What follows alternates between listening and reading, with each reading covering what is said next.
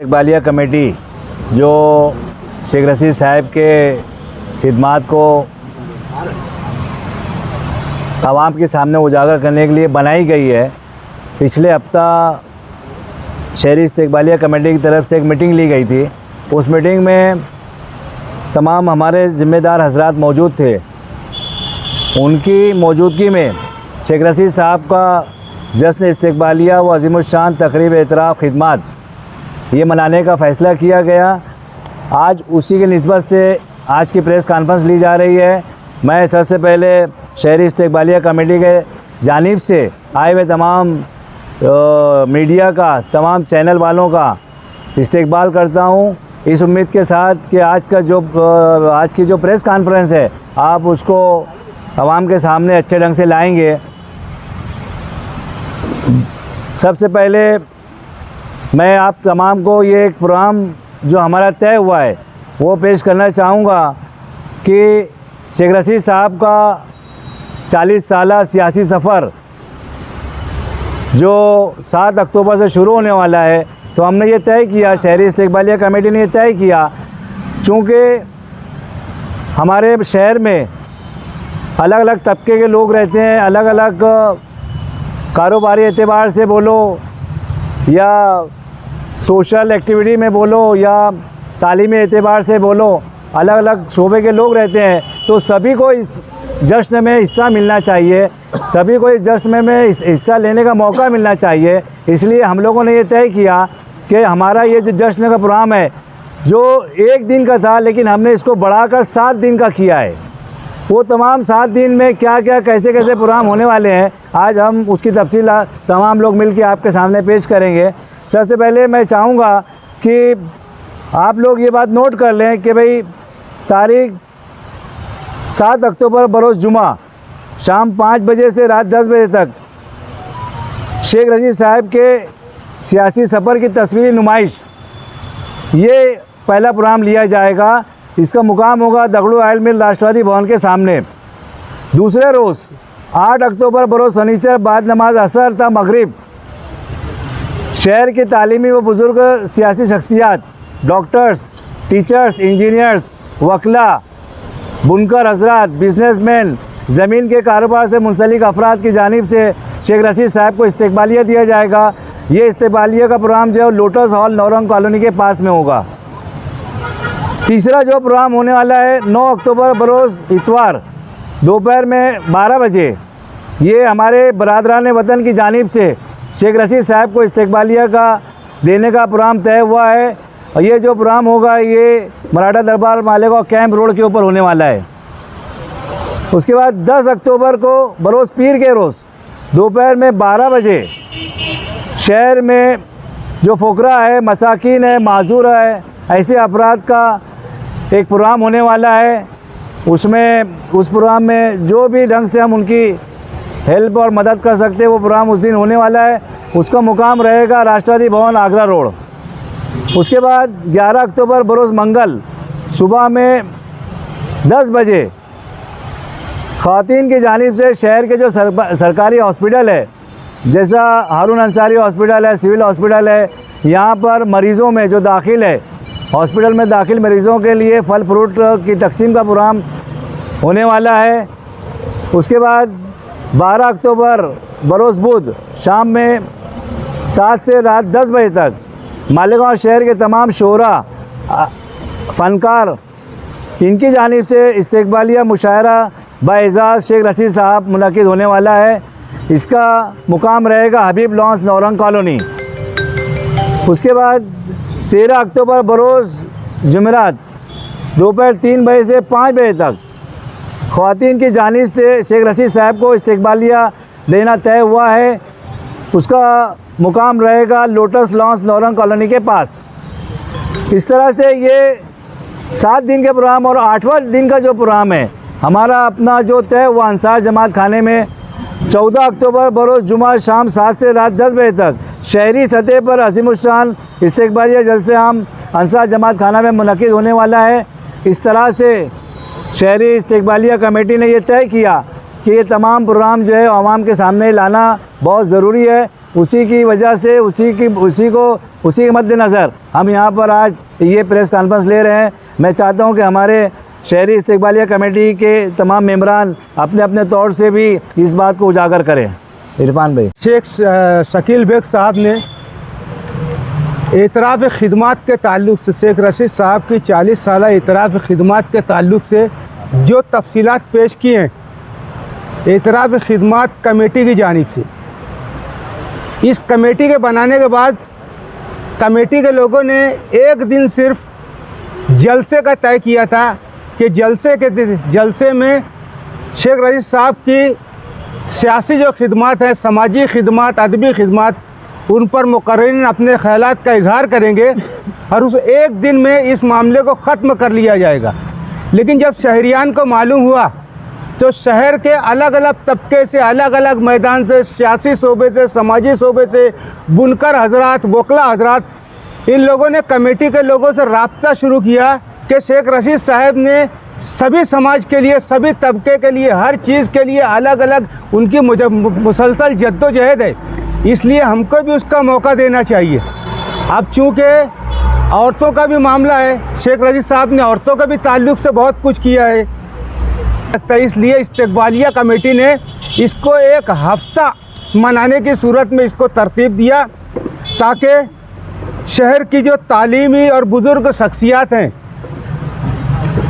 जो अपने जज्बात का इजहार करना चाहते हैं, उनके लिए अलग से एक नशिस्त कर दी जाए। डॉक्टर, टीचर्स, इंजीनियर्स, वकला, बुनकर हजरात, बिजनेसमैन, ज़मीन के कारोबार से मुंसलिक लोग, ये सब जो लोग हैं, जिस तरीके से शकील बेग साहब ने बताया अलग अलग किसके साथ कौन सा प्रोग्राम रहेगा, उन्होंने तफसील दी। मैं सिर्फ ये बताना चाहता हूँ कि अलग अलग हमको पूरा हफ्ता इसलिए मनाना पड़ रहा है कि शहर के लोगों के हजरात, वकला हजरात की एक दिन नशिस्त रख दी गई। बिरादरान वतन के लिए भी बहुत ज़्यादा कोशिशें हुई हैं, उनके भी जज्बात थे, इसलिए उनके लिए एक दिन का प्रोग्राम रखा गया। और जो कि मिजाज शेख रशीद साहब का गरीबों को, फ़कीरों को, मरीज़ों को, लोगों को हमेशा दे लेके चलना, उनके लिए एक प्रोग्राम तय कर दिया गया। एक दिन उनका प्रोग्राम रहेगा। शहर की ख़वातीन को जो जज्बात है उनके लिए एक प्रोग्राम अलग से तय कर दिया गया। और एक दिन शहर के उदबा और फ़नकारों की जानिब से शहर के में एक मुशायरा आम किया जाएगा। और आखिर में सबसे पहले जलसा किया गया था 14 तारीख को, उस जलसे के उस पर पूरे हफ्ते का इख्तिताम किया जाएगा। इस तरीके से इस्तिकबालिया कमेटी ने शेख रशीद साहब के तकरीर एतराफ़ खिदमत के उसमें एक हफ़्ता जो किया है, इस तरीके से उस पूरी तफसील शकील बेग ने आप साहब को बताई। मैं एक शेर कहूँगा शेख रशीद साहब के लिए, जो जद्द मुसलसल जद करते हुए आ रहे हो और आज भी उसमें लगे हुए हैं। उनकी नज़र शेर है कि मैं झुका नहीं, मैं बिका नहीं, मैं छुपा के खड़ा नहीं, जो डटे हुए महाज पर, जो डटे हुए हैं महाज पर, मुझे उन सफ़ों में तलाश कर। खुदा हाफिज़। आप लोगों को मालूम है, अभी हमारे शकील बेग साहब ने आप लोग को बताया कि आली जनाब शेख रशीद हाजी शेख सफ़ी साहब का इस्तिकबालिया एक दिन का जो होने वाला प्रोग्राम था उसको एक हफ्ते में तब्दील किया गया। दरअसल शेख रशीद साहब हमारे शहर की एक ऐसी शख्सियत है कि जिनका इस्तिकबाल एक दिन में पूरा ही नहीं हो सकता। एक हफ्ता भी मैं तो समझता हूँ कम है, लेकिन क्योंकि हमें एक प्रोग्राम को सिमिट करके रखना है, इसलिए एक हफ्ते का ये प्रोग्राम रखा गया है। उनकी जो खिदमत हैं, आज 40 साल में हर तबके की वो खिदमत की हैं। और हम देखते आए हैं कि कोई 5 साल का कोई कारपोरेटर रहता है, कोई काम करता है, तो उनकी खिदमत के लिए एक दिन लगता है। 5 साल की कोई खिदमत की है, कोई टीचर, तो उनके एक दिन में उनकी जो है तो खिदमत का एतराफ़ खिदमत किया जाता है। लेकिन शेख रशीद साहब 40 साल खिदमत किए हैं और करते आ रहे हैं, और इंशाअल्लाह हमारी दुआएं उनके साथ है कि इसी तरह वो हमारे सरपरस्त बनकर आगे बढ़ते रहें और शहर की खिदमत करते रहें। उनके एजाज़ में हम ये जो एक प्रोग्राम कर रहे हैं, ये उनकी खिदमत के आगे कोई बहुत बड़ा कदम नहीं है, लेकिन जितना हमसे हो सकता है हम कोशिश कर रहे हैं कि शेख रशीद साहब के एजाज़ में प्रोग्राम करें। और आप लोगों से गुजारिश है कि शेख रशीद साहब ने इस 40 सालों में जिन के साथ जो भी अच्छा काम किए हैं, जिनकी मदद किए हैं, जिनके कोई खिदमत किए हैं, तो उनसे गुजारिश है कि आप लोग हमारे इस प्रोग्राम को हम शहरी लेवल पर जो कर रहे हैं इसको कामयाब बनाएं और शेख रशीद साहब के लिए दुआ करें कि अल्लाह उनको और अच्छा रखे और उनसे और खिदमत ले। शुक्रिया। अस्सलाम वालेकुम। शकील जानी बेग हमारे राष्ट्रवादी के जनरल सेक्रेटरी साहब और कारगुजार सदर एजाज उमर साहब ने आपको पूरी तफसील बताई है। मैं तमाम ही न्यूज़ चैनल वाले जो प्रिंट मीडिया है, इलेक्ट्रॉनिक मीडिया है और सोशल फील्ड पे जो यूट्यूबर है, इनके माध्यम से, इनके ज़रिए शहर से अपील करना चाहता हूँ कि शेख रशीद साहब जिन्होंने 40 सालों में आवाम को इतने बेशुमार काम दिए, ऐसी ऐसी खिदमात उनकी है और सबसे बढ़कर मैं इस शहर से उनके तारीफ़ करना चाहता हूँ कि ये अलग बात है खामोश खड़े रहते हैं, ये अलग बात है खामोश खड़े रहते हैं, जो लोग बड़े हैं वो बड़े रहते हैं। ऐसे दरवेशों से जाकर मिलता है हमारा सिजरा, जिनके कदमों में कहीं ताज पड़े रहते हैं। शेख रशीद साहब 40 सालों में शहर के निकम्मे नाकारा अपोजिशन ने बेशुमार इल्ज़ामात लगाए, उसके बावजूद उन्होंने कभी भी अपने अपोजिशन के साथ नाज़ेबा हरकत नहीं की और ना बदसलूकी की। जबकि अभी देखा जाए कि थोड़ी बात रहती है तो चाहे 5 साल का कारपोरेटर्स रहे या फिर जुमा 8 दिन बने हुए जो लीडरान हैं, उनको अगर अपोजिशन की तरफ से अगर कुछ बोला जाता है तो फ़ौरन बदले की कार्रवाई पे उतर जाते हैं, इंतकामी कार्रवाई पे उतर जाते हैं। लेकिन शेख रशीद साहब ने हत्ता कि उनके ऊपर तरह तरह के इल्ज़ामात बहुतान तराशी की गई, लेकिन उन्होंने उनको सबको बालाए ताक रख के गरीब मज़दूरों का शहर ये जानकर सिर्फ आवाम की खिदमत को तरजीह दी और उनको जो इल्ज़ामात लगाते थे कुदरत ने उन्हीं को जलील व ख्वार किया और इक़्तिदार से हमेशा के लिए अलग कर दिया। लेकिन शेख रशीद साहब ने तमाम इल्ज़ामात को सब्र के ज़रिए, क्योंकि उनका ऐसा मानना था कि कुरान शरीफ में अल्लाह ताला ने फरमाया कि इन्नल्लाह मा साबरीन, अल्लाह ताला ने ये बोला है कि मैं सब्र करने वालों के साथ है।